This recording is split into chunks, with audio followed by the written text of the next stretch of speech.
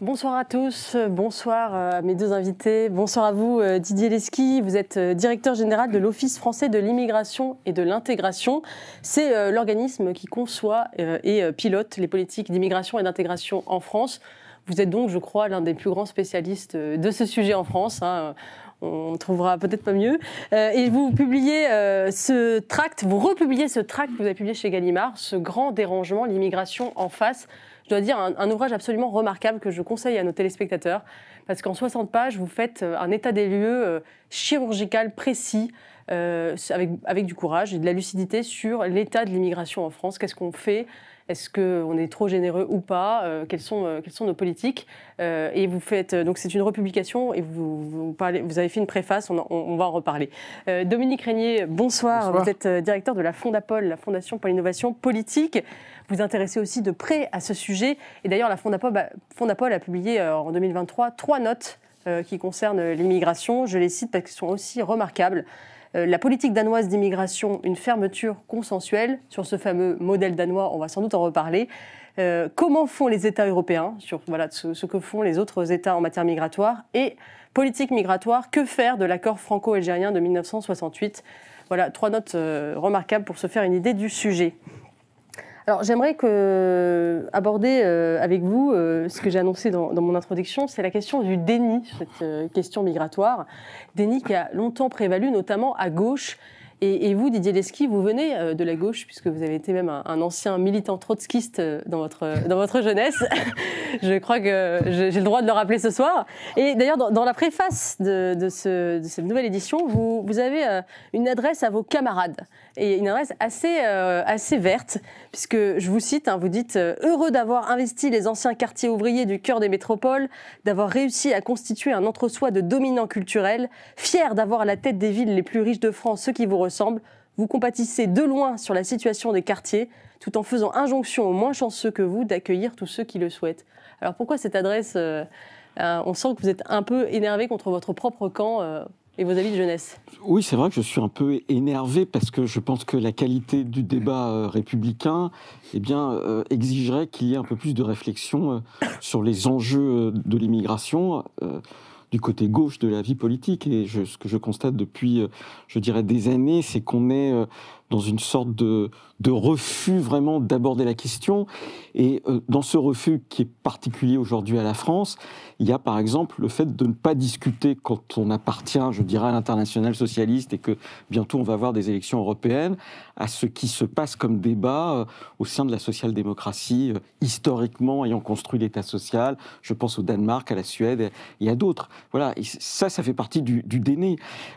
Et en réalité, ce déni, il s'est beaucoup plus constitué à partir des années 80, parce qu'il ne faut pas oublier que, par exemple, Georges Marchais, qui a été pendant très longtemps secrétaire national du Parti communiste en charge de l'immigration, avait posé, peut-être de manière très maladroite, la question de l'accueil, de l'utilisation par une fraction du patronat de l'immigration pour en réalité à la fois faire baisser les salaires ou dégrader les conditions de vie dans des quartiers ouvriers, et c'est ce qu'il voulait souligner. C'est du reste un sujet très ancien. On a oublié les batailles de la CGT pour que l'immigration ne soit pas laissée simplement à la main du patronat. Dans les années 30, ce sont des initiatives privées avec la Société Générale d'Immigration qui fait venir des travailleurs dans des conditions salariales qui sont discutables, et pendant très longtemps, dans les années 50, 60, et même encore au début des années 70, la CGT dit attention, il y a un problème dans l'utilisation incontrôlée de la main-d'œuvre au niveau international, c'est-à-dire faire venir des gens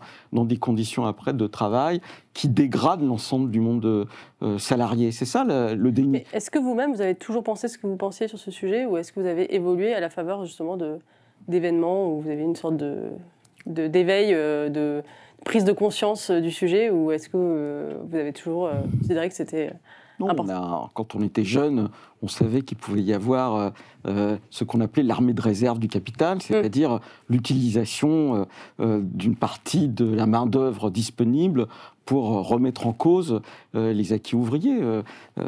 Engels, dans un ouvrage célèbre sur la situation de la classe laborieuse en Angleterre, l'aborde tout à fait. Et du reste, peut-être qu'il y a justement une perte de la mémoire des débats très anciens. Je suis au Figaro, mais enfin, Karl Marx et Vous avez le droit de citer Karl Marx au Figaro. Friedrich Engels, par exemple, pensaient que la dynamique propre du capitalisme, c'était de mettre en place une humanité nomade, parce que justement, dans ce nomadisme qui peut détruire les capacités d'organisation, on cassait en même temps les capacités de résistance. C'est un débat qu'on peut retrouver en réalité chez d'autres que chez ces deux auteurs. Bernanos, d'une certaine manière, en parlait aussi pour essayer d'être plus Figaro, si vous voulez.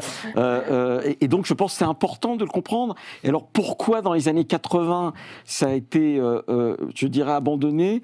Je pense que c'est à mettre en rapport avec le développement d'une pensée libérale, si ce n'est ultralibérale. Je dis ça aussi dans ces murs, mais c'est-à-dire que historiquement, mais je parle devant Dominique Régnier qui connaît ça mieux que moi, les libéraux sont à la fois pour la libre circulation des hommes, en même temps que des marchandises, et avec un rapport à la frontière qui est peut-être moins exigeant dès lors qu'on peut penser que la frontière, ça peut servir aussi à défendre des acquis sociaux. C'est intéressant, Dominique Régnier, parce que c'est vrai qu'il y a eu un déni d'une partie de la gauche, mais aussi un déni de la part des libéraux. Et vous-même qui vous situez dans cette tradition libérale, c'est vrai que pendant longtemps, une partie même de la droite libérale n'a pas vu la menace ou le défi que représentait l'immigration, parce que justement, ça servait aussi les intérêts d'un certain patronat, et puis effectivement, la mobilité... Le mouvement la liberté même de circulation est une valeur défendue par les libéraux. Est-ce que vous aussi, vous avez pris conscience de ce sujet petit à petit ? Alors, c'est toujours des choses très compliquées, parce que le libéralisme dont il est question ici, comment dirais-je, ne correspond pas au libéralisme politique qui peut exister en France, qui est très minoritaire, qui est très modéré, même s'il a pu être... aveugle sur l'enjeu migratoire, par exemple. Mais sinon, dans la philosophie libérale pure, élaborée, c'est une idée forte, c'est une idée tout à fait passionnante que d'imaginer un monde sans frontières où on peut circuler. Par contre, évidemment, s'il n'y a pas de frontières, il n'y a pas de protection. Donc c'est un monde, c'est une philosophie, c'est une espèce de réflexion. C'est pas un modèle politique applicable ou avec... En fait, c'est pas le sujet, mais c'est un paradigme qui est quand même très préoccupé par le mal que peut faire un État à une société. Donc c'est l'autre versant qui n'est pas le sujet aujourd'hui, mais parfois l'État fait plus de mal à la société qu'autre chose. Ces exemples ne manquent pas, et donc cette espèce de contrepoint. Sinon, sur la question de l'immigration, je ne veux pas me dérober la question que vous posez, elle est très intéressante, c'est la question biographique. Moi, je suis... enfin, c'est un témoignage, ça n'a pas d'autre valeur que ça. Mais moi, je suis frappé parce que quand j'étais jeune, c'est pas que je ne percevais pas les problèmes liés à l'immigration qui se présentaient assez peu, et alors pour l'Aveyronais que je suis, presque pas du tout. Hein. L'immigré venait du Cantal, hein, il venait du Tarn, vous voyez, c'est... j'ai une double nationalité, moi je suis Aveyronnais et Tarnais, donc vous voyez, je me suis assez bien habitué à cette double nationalité. Donc on n'avait pas nécessairement l'idée que, c'est ça qui m'a surpris moi, que l'intégration pouvait ne pas se faire. La question de l'origine n'a jamais eu d'importance de ce point de vue-là. Parce qu'il y avait l'idée que, de toute façon, ensuite on faisait communauté. Par tout ce que fait une communauté. Et ce pays en a le secret et a longtemps été extraordinaire sur ce plan-là, en fabriquant au fond un peuple à partir d'une population. Maintenant, ça ne marche plus. Et ça fait un moment que ça ne marche plus. Hein. C'est pas de maintenant. Et c'est ça qui fait aussi que le regard se modifie. C'est ça qui fait qu'on peut craindre... Un déclic, enfin, vous vous êtes dit... Parce que c'est vrai que c'était pas par exemple à la Fondapol, c'était pas un sujet que vous traitiez forcément. Ah si, ça a été. À la Fondapol, c'est plus facile parce que moi, je m'en occupe depuis 2008 et ça a été tout de suite un sujet. Non. Par contre, moi qui m'intéresse au populisme, quand j'ai commencé à m'intéresser au populisme, ma question a été, et ça je l'ai toujours reconnu aux populistes, ma question a été, mais qu'est-ce qui préoccupe ces gens-là ? Pourquoi disaient-ils tout cela ? Et il ne faut pas faire l'hypothèse trop facile qu'ils n'ont aucune raison de le dire. Vous voyez, c'est l'hypothèse facile, ça. Ils disent quelque chose qui, au fond, qu'on pourrait rapidement ranger du côté des idées fausses, parfois des idées mauvaises. Mais l'exercice, et c'est ça, d'ailleurs, comme je l'ai écrit, je suis tranquille, je peux le redire ici, c'est l'apport du populisme aux démocraties. C'est de dire, voilà, il y a des préoccupations, il y a des peurs, ça n'est une. Hein. Prenez-la au sérieux, respectez-la et regardez qui éprouve cette inquiétude. Ce sont des personnes nombreuses, souvent de conditions très modestes, et donc d'après nos catégories, ce sont des personnes très respectables et qu'il faut considérer. Et c'est ça qui fait qu'on voit qu'il y a un sujet. Et d'ailleurs, le thème là, c'est le déni là. Ce qui moi me frappe, c'est que moi je considère qu'il y a toujours un déni, mais d'une partie minoritaire des élites à gauche.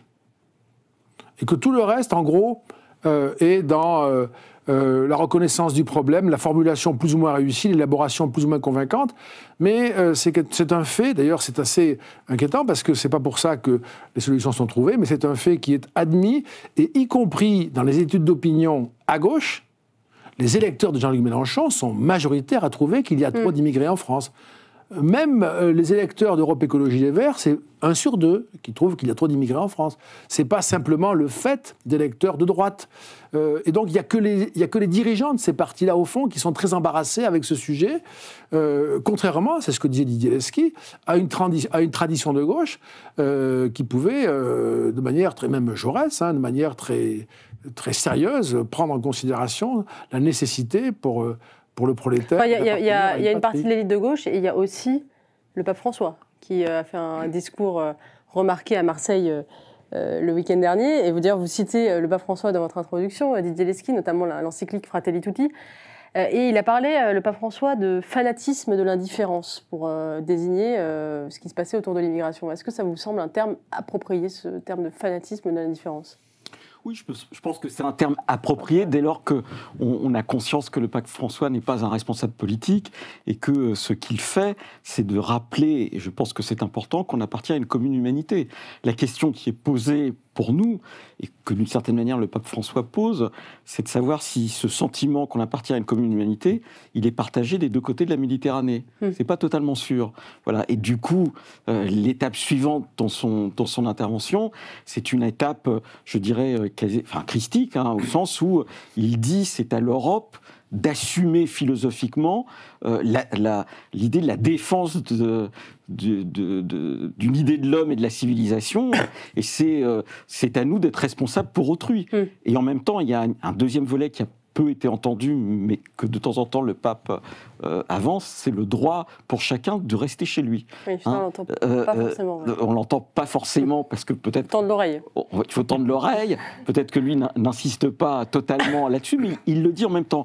Mais, et c'est ce que je dis dans le tract, puisque je reprends là ces mots, c'est important de rappeler qu'il y a un droit à rester chez soi, parce que du coup, ça nous permet de nous interroger, et c'est peut-être ce que ne fait pas ceux qui sont dans le déni de l'immigration, et simplement dans la préoccupation de l'accueil, ce qui est noble, eh bien, c'est de savoir pourquoi les gens partent. Et là, il y a sans doute une difficulté à gauche, parce que beaucoup de ceux qui partent de pays qui ont soit raté leur décolonisation, et qui était une décolonisation légitime et que la gauche a soutenue, et même activement, soit par exemple partent parce qu'ils fuient les dernières espérances ou expériences qui sont liées symboliquement à la gauche. Je pense par exemple aux Vénézuéliens, qui constituent la 5e nationalité qui rentre en Europe en demande d'asile, qui est essentiellement en Espagne, qu'on ne voit pas en France, mais qui est directement corrélée à l'échec du chavisme, qui a été à un moment donné salué par une partie dominante de la gauche aujourd'hui. Vous, Dominique Régnier, sur les propos du pape sur le fanatisme et l'indifférence, Moi, ça m'a vraiment... c'est difficile parce que ça m'a vraiment déplu au plus haut point. Je me suis senti même blessé par ces mots, que j'ai trouvé très injustes. Je l'ai trouvé au contraire très politique et très peu religieux. Très politique, très stratège, très calculateur. Il nous a accablés. En bon chrétien, il n'était pas difficile de reconnaître que nous faisons beaucoup que nous accueillons beaucoup, que nous accueillons bien, qu'il n'y a pas de partie du monde où on accueille à la fois autant et aussi bien. C'est une gloire pour nous, c'est un honneur, c'est compliqué, c'est difficile, mais ne pas le dire, ne pas nous le dire, parler d'indifférence. Moi, j'ai vraiment été blessé. Il a même été jusqu'à dire qu'il ne fallait pas assimiler, qu'il fallait accueillir ceux qui venaient de l'autre côté de la Méditerranée et ne pas leur demander de s'assimiler pour ne pas leur faire violence. Il a eu des mots extrêmement rapides et assez formels sur la persécution des chrétiens. Pas un mot sur les Arméniens. On était à Marseille, il y a quand même pas mal d'Arméniens à Marseille. Pas un mot. J'étais vraiment perturbé au possible par ce discours que j'ai trouvé extrêmement vindicatif. Il a parlé aussi d'un droit d'émigrer, pas que d'un droit de rester chez soi. Et d'une certaine manière, j'ai eu le sentiment qu'il ne nous aimait pas beaucoup.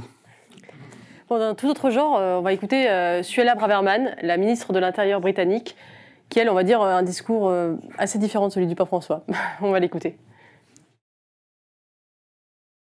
Uncontrolled immigration, inadequate integration, and a misguided dogma of multiculturalism have proven a toxic combination for Europe over the last few decades. I'm not the first to point this out. In 2010, Angela Merkel gave a speech in which she acknowledged that multiculturalism had utterly failed. And then French President Nicolas Sarkozy and British Prime Minister David Cameron echoed similar sentiments. Alors c'est un discours qui a fait énormément réagir, notamment en Angleterre.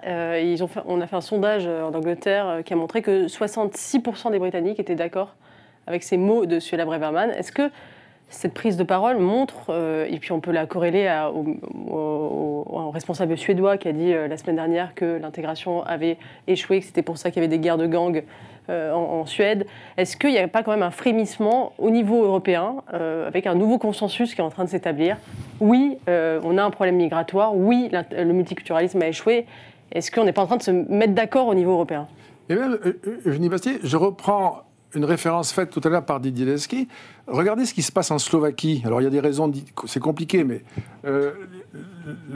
la victoire législative de Fico, le parti Smer, qui est un parti populiste de gauche anti-immigré, mais membre de l'Internationale socialiste, membre du Parti socialiste européen, donc même au sein de la gauche aujourd'hui, je ne sais pas comment ils vont faire avec lui. Hein. Ils ont déjà été embarrassés, ça fait longtemps qu'ils sont embarrassés par Fico, l'Internationale socialiste et le Parti socialiste européen, mais là, c'est aussi une façon, le Parti social-démocrate allemand a des tas de problèmes de ce genre, il y a une poussée générale qui déplace, et d'ailleurs c'est un déplacement général, qui déplace le curseur vers, je ne dirais pas la droite, pas nécessairement, mais en tout cas vers la prise en considération du problème et la nécessité d'agir, sachant que le plus souvent, je ne sais pas d'ailleurs comment vont faire nos amis britanniques, mais le plus souvent, l'action efficace suppose une coopération avec d'autres pays qui connaissent le même problème, au moins une coopération intense avec des pays qui connaissent le même problème. Mais aujourd'hui, ça me paraît être une évidence. Le point, je ne veux pas anticiper sur l'ensemble, donc je m'arrête là, mais le point que moi je trouve vertigineux, c'est la possibilité que nous ayons, nous, les Européens, pour prendre cet échelon d'observation, une claire conscience à peu près unanime qu'il y a un problème considérable et qu'il faut le régler, sans avoir la moindre idée voilà, de ce qu'on peut faire. Je voudrais... Juste, Didier Lesky, peut-être juste un mot sur le... En fait, est-ce que vous avez espoir qu'un consensus se dégage, notamment au niveau européen? Non, mais ce qui est intéressant en Angleterre, comme du reste en Hollande, et en Suède, c'est que c'est des personnes qui actent la fin d'un modèle de développement qui était lié je dirais, au développement séparé. Hein. Je veux dire, il y a quand même un lien historiquement entre la Hollande et l'apartheid, au moins le développement séparé. En Angleterre, la ministre de l'Intérieur, elle-même... D'origine indienne? Oui, mais elle-même, elle arrive au constat qu'il y a quelque chose qui s'est épuisé, et qui s'est d'autant plus épuisé qu'on a une déstructuration très profonde de la société anglaise depuis le début des années 80, donc il n'y a plus les structures de médiation telles qu'elles pouvaient exister et qui se sont effondrées. Et puis les Pays-Bas, c'est tout à fait frappant parce que c'était au début des années 80 le pays qui était présenté ici comme étant particulièrement avancé en termes d'intégration parce qu'on avait donné le droit de vote des étrangers, de tous les étrangers, même les non-européens aux élections locales, et c'était présenté comme exemple. On avait du reste le même phénomène en Suède, et cet exemple a abouti non pas à la constitution d'un peuple, et on y reviendra, mais à l'éclatement profond avec des antagonismes qui deviennent de plus en plus forts et du coup qui obligent la société, pour ne pas être complètement désarticulée, à réagir, ou une partie des partis politiques à réagir. C'est ça qui est intéressant dans cette affaire. Et nous, en France, de ce point de vue-là, on a été beaucoup plus prudents. Parce qu'il y a des responsables politiques qui, dès le départ, et en particulier aussi à gauche, je pense à Jean-Pierre Chevènement, qui, dès le départ, ont dit « Attention, il ne faut pas se mettre dans cette roue-là, parce que si vous vous mettez dans cette roue-là, eh bien, vous allez finir de faire éclater une société qui est déjà profondément ébranlée, parce que son industrie est en train de s'effilocher, parce que les structures d'encadrement sont en train de s'écrouler. » On a été conspués pour ça. Oui, bien sûr. Stigmatiser la France a été pointé du doigt. Oui. Il y a eu des pressions considérables exercées sur nos élites pour nous conformer à un modèle communautariste que nous n'avons pas voulu, que nous n'avons pas de manière, je dirais, officielle, et qui nous a pour le moment, je pense, épargné le pire. Pardon, mais on avait quand même eu des émeutes en juin dernier, qui n'ont pas eu d'équivalent à l'échelle européenne. Donc, on a un modèle peut-être qui nous préserve. Peut-être que ça aurait été 10 fois pire si on avait eu un modèle multiculturaliste, mais on a quand même un modèle qui... Mais ce qui est frappant, moi j'étais chef du bureau central des cultes au ministère de l'Intérieur en 2004, c'est-à-dire au moment où on va voter l'interdiction des signes ostensibles à l'école. Je vais en Angleterre, et je vais aux Pays-Bas pour des réunions, et qu'est-ce qu'on dit ? On dit, vous, Français, vous êtes absolument stigmatisants, islamophobes, etc. Aujourd'hui, les mécanismes qui sont mis en place aux Pays-Bas, à côté, on peut même apparaître comme tout à fait tendres. Je veux dire, ils sont beaucoup plus exigeants et contrôlants. Et c'est pareil en Autriche ou en Suède, que nous le sommes nous. Je voudrais qu'on passe au deuxième sujet, qui est la question de l'immigration et de l'État-providence. Parce que certains disent qu'on a besoin d'immigration pour sauver notre modèle social, pour payer nos retraites, nous sommes un pays vieillissant.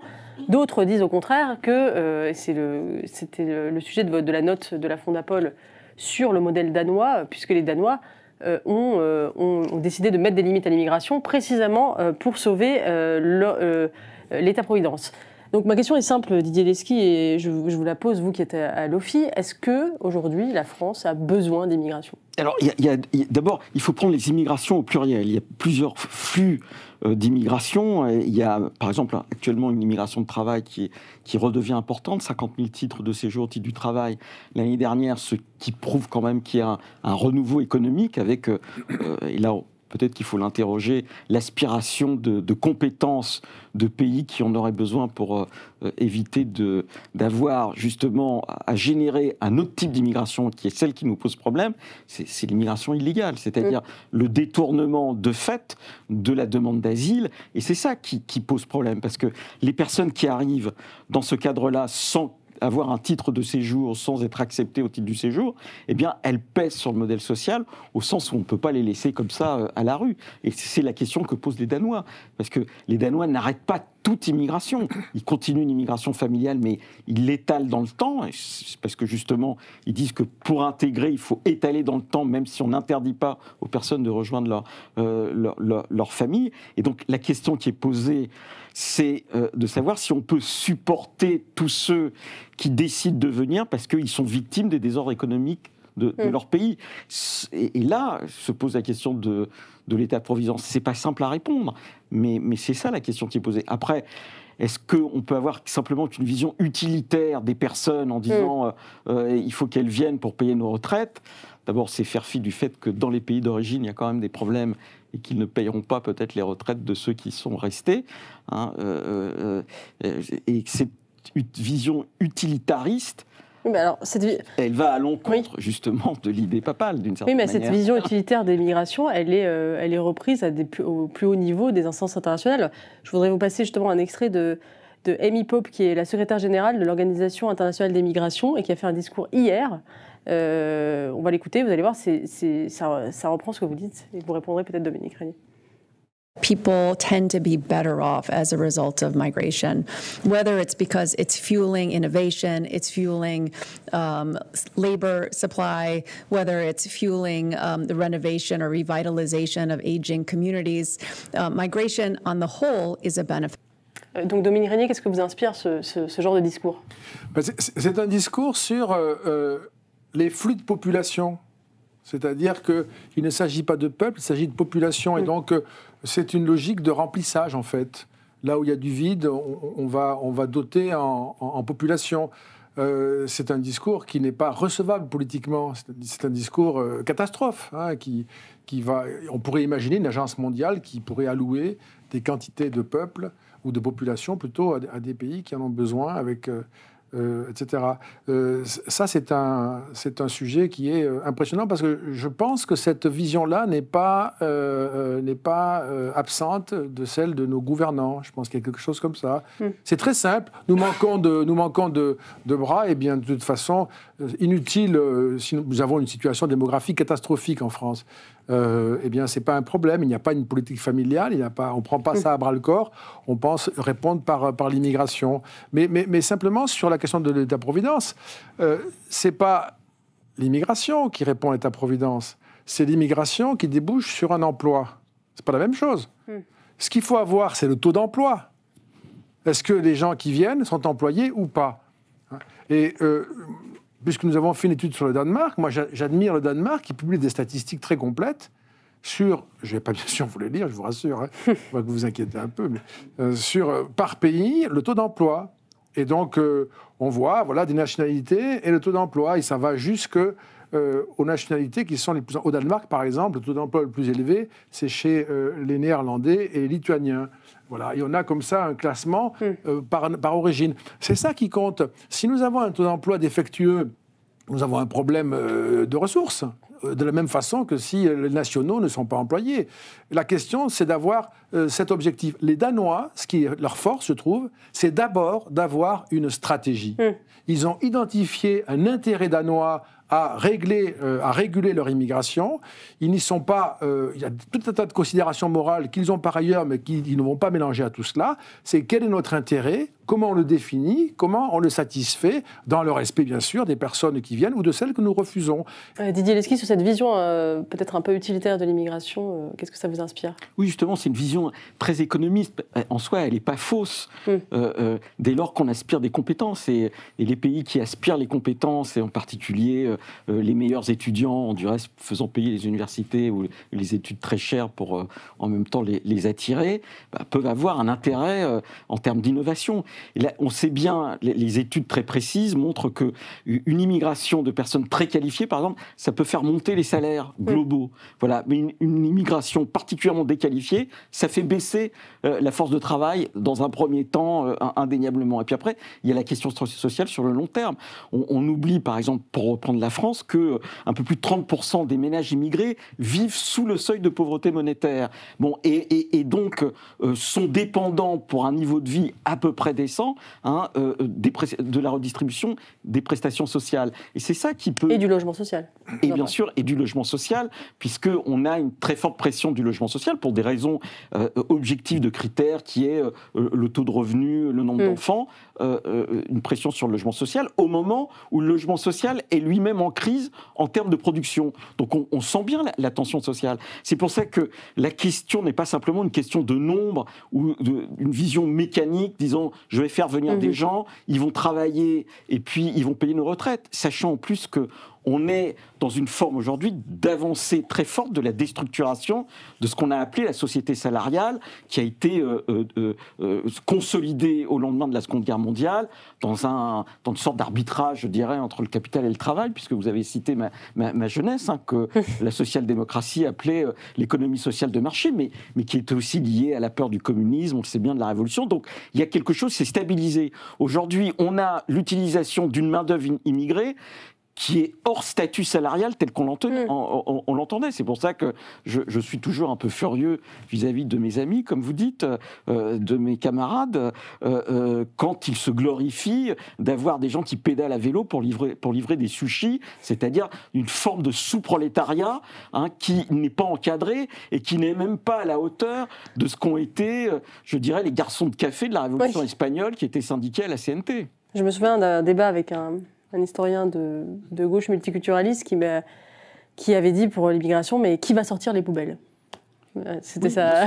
Sauf que à partir du moment qui va ramasser les poubelles, c'était voilà la défense dont on avait besoin des immigrés pour l'exemple du ramassage des poubelles est intéressant parce que pour le coup, la mairie de Paris, qui a longtemps employé des personnes dans des conditions qui n'étaient pas totalement dignes, en tout cas, eh bien, il y a eu une augmentation, la stabilisation d'un statut, et ça a changé. Et du reste, c'est parce que ce statut a changé que même la physionomie démographique de ceux qui ramassent les poubelles a aussi changé.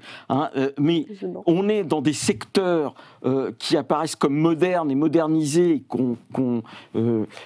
avec toute une idéologie qui les met en avant, etc., de l'auto-entreprise, de l'ubérisation du salariat, qui en même temps la déstructuration de la société salariale, qui était la base de l'État social. Voilà, et c'est ça qui est en train de se passer. Et donc, du coup, la social-démocratie des pays d'Europe de l'Est, d'Europe du Nord et de Scandinavie, qui s'est historiquement adossée sur cette idée qu'il fallait monter quelque chose qui soit une assurance pour tout le monde, soit à travers la cotisation, soit à travers l'impôt. Eh bien, elle dit, attention, si vous augmentez la part de la population qui ne peut pas cotiser parce qu'elle ne peut pas être employable, et qui ne paye pas l'impôt parce qu'on l'exonère parce qu'elle n'a pas de revenus, vous êtes en train de faire une pression qui ne sera pas supportable pour ceux qui, justement, gardent le statut et veulent le défendre. C'est ça l'enjeu. Et c'est un équilibre très difficile. Dans votre tract, vous vous interrogez aussi sur le forme de benchmarking que font les migrants quand ils choisissent une destination. Et vous dites, en fait, ils nous choisissent la France aussi, en raison de cet État-providence. C'est ça qu'ils viennent chercher aussi chez nous. Les flux migratoires sont liés aussi à des histoires, et donc à des communautés d'accueil qui peuvent exister. Et puis aussi, il peut y avoir, et c'est tout l'enjeu du débat européen, eh bien, une appréciation, parce que les gens pensent, ils sont intelligents. Je veux dire, celui qui a déjà fait plusieurs milliers de kilomètres et qui a l'ingéniosité de passer les frontières au péril de sa vie ou dans des conditions difficiles, eh bien, il est capable aussi d'évaluer ce qu'en fonction de ce qu'il a comme compétence, eh bien, il peut obtenir ou pas. Et par exemple, la France est un pays où on a de l'hébergement d'urgence inconditionnel. On est le pays qui aligne le plus de places d'hébergement d'urgence inconditionnelle. Vous avez un chercheur en sciences politiques, Julien Damon, qui a étudié ça très précisément. Vous avez d'autres mécanismes, je pense qu'aux mécanismes de la santé, et qui sont plus accueillants, en tout cas qui sont connus par une partie de ceux qui, naturellement, vont plutôt aller en France qu'ailleurs, en particulier les francophones. Et c'est pour ça que ce qui se passe en Italie, vous avez commencé par Lampedusa, c'est autant une affaire italienne que française, parce que les premières nationalités qui débarquent en Italie, ce sont les Africains subsahariens francophones, la première nationalité, ce sont les Ivoiriens, et pendant très longtemps, la première nationalité à avoir débarqué en Italie, ce sont les Tunisiens. Ce sont des liens historiques à la fois avec l'Italie et la France, la Tunisie. Et donc, on va vers la France. Oui, Dominique Régnier, est-ce que, justement, on voit que ce qui attire, on ne peut pas forcément agir sur ce qui pousse les migrants à partir de chez eux, puisqu'on ne peut pas rétablir la prospérité, la paix en Afrique, forcément. Mais est-ce qu'on peut agir sur ce qui les attire chez nous, notamment, effectivement, un État-providence peut-être trop généreux et peut-être une redistribution qui ne fait pas assez la distinction entre l'étranger et le citoyen? Moi, il me semble qu'une partie du problème, en effet, c'est la qualité de notre accueil, a priori, comme le disait Didier Leschi, largement inconditionnel, même pour les irréguliers présents sur le territoire. La qualité de l'accueil est tout à fait très supérieure à leurs conditions d'existence, bien sûr dans leur pays d'origine, mais aussi dans d'autres pays européens, notamment sur le plan de la santé, qui est très important. Donc c'est une politique qu'il faudrait réviser. Il n'est pas choquant que nous ayons en matière d'accueil une politique beaucoup plus raisonnable, beaucoup moins incitative, parce qu'il est rationnel que des personnes qui fuient la misère, et c'est tout à fait, non seulement c'est humain, mais c'est plutôt une bonne idée de faire ainsi, s'efforcent, s'il s'agit de partir pour renvoyer ensuite des moyens de vivre à leur propre famille, c'est une très bonne idée d'aller vers les pays qui vous donnent le plus de soutien, d'aide, etc. Donc c'est à nous de régler ce point. Mais nous mélangeons la politique migratoire avec une politique humanitaire.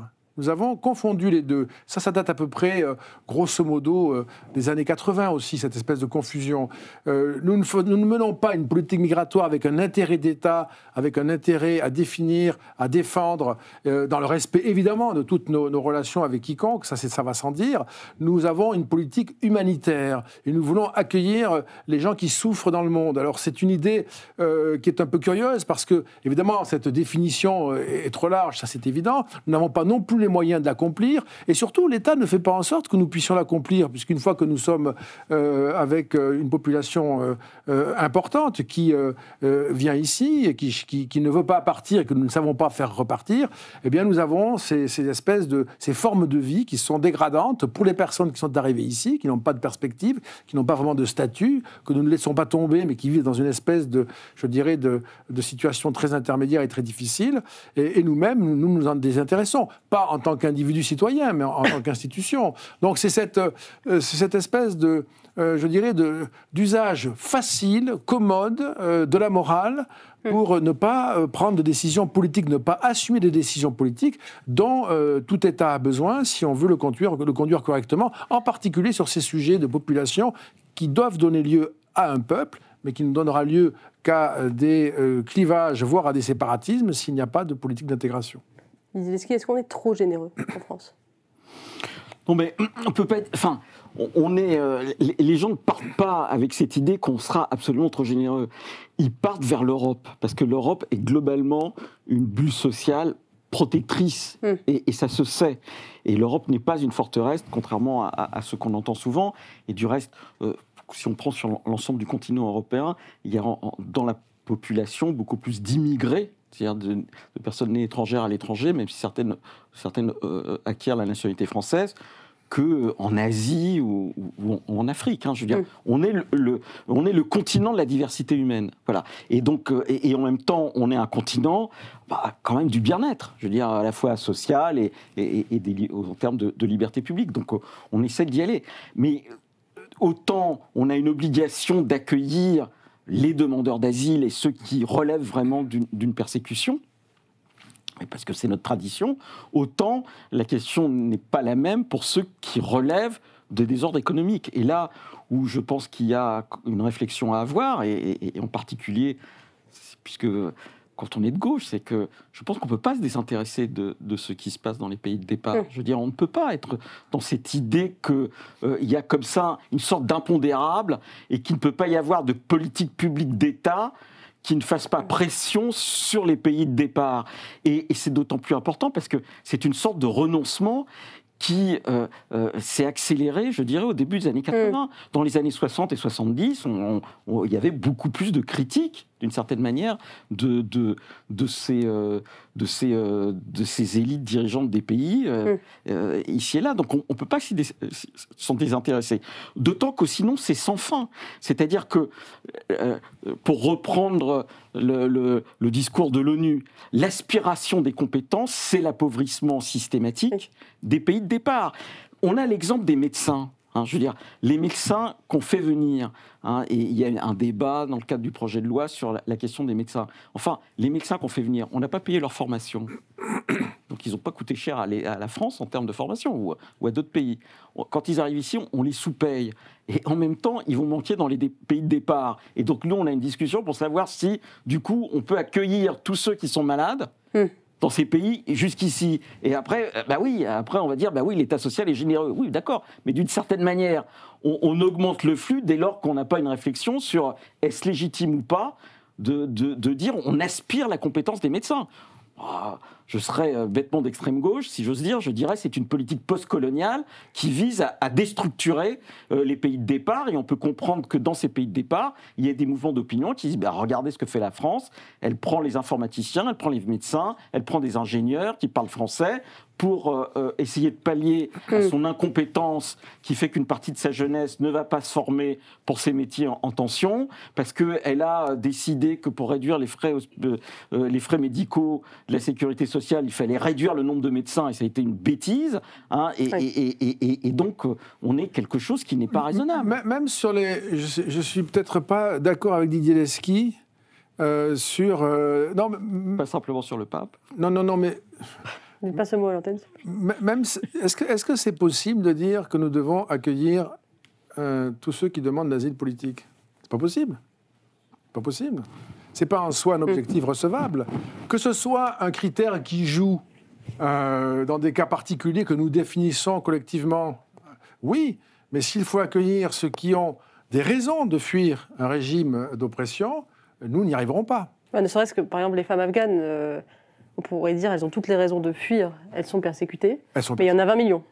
Oui, l'humanité est largement plus persécutée que cette partie que nous représentons. Et donc là, même là, il y a une impossibilité. Il nous faut accepter ça. Et alors, ce que je ne comprends pas, ce n'était pas le propos de Didier Lesky, ce que je dis là, hein, on l'aura entendu. Mais ce que je ne comprends pas, moi, c'est quand un politique ne veut pas énoncer cette vérité parce qu'elle est désagréable à énoncer.